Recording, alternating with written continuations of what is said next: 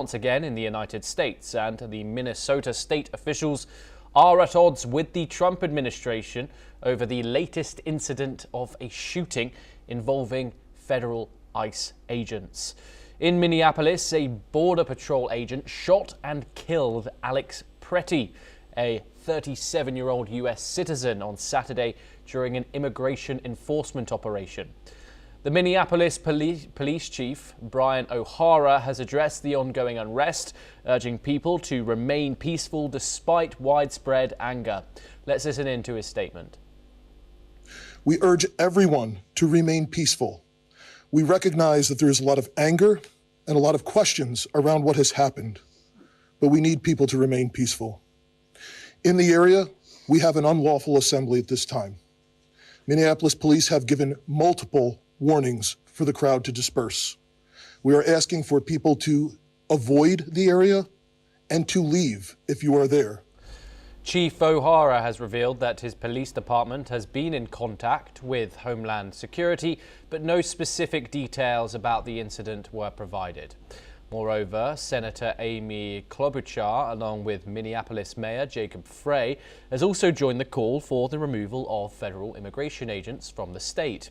Let's listen in. Our message is really clear and straightforward.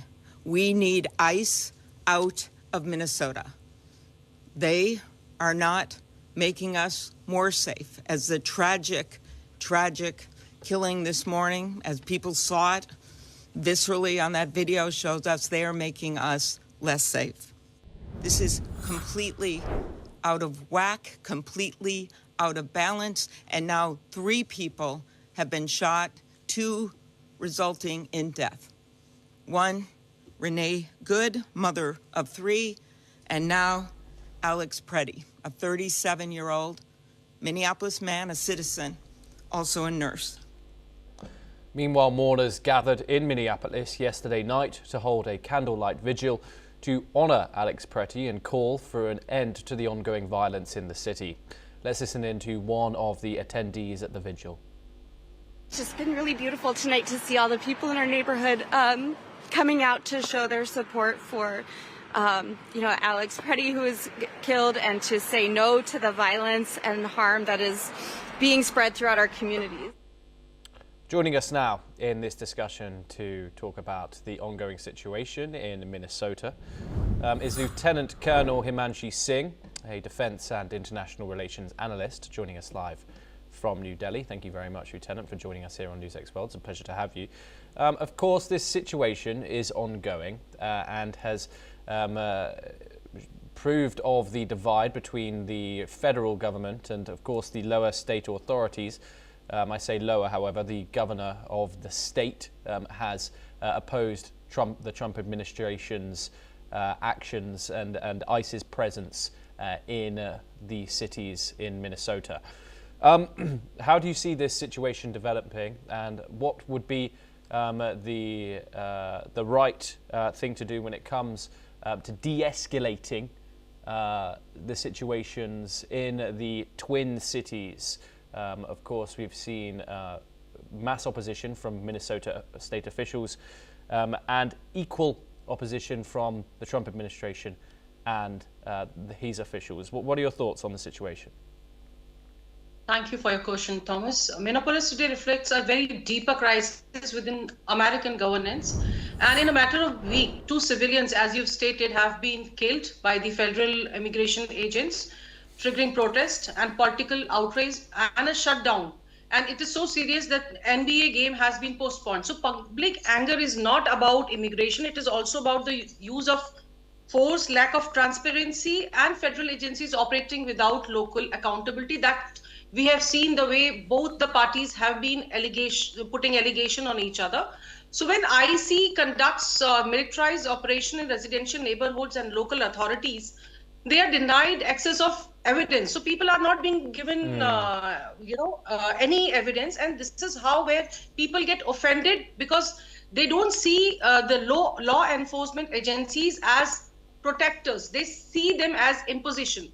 So that is why the slogans like ICE out of Minnesota or Minneapolis are resonating.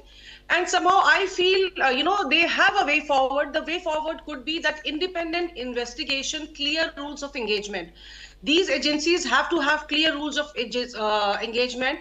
They all have body cams on their body, so they have to provide the proof, because we have earlier seen the people were shot when they were trying to get away and not trying to be in confrontation with the ICE. So they have to have federal local coordination and a genuine community dialogue where both the parties understand the situation in totality.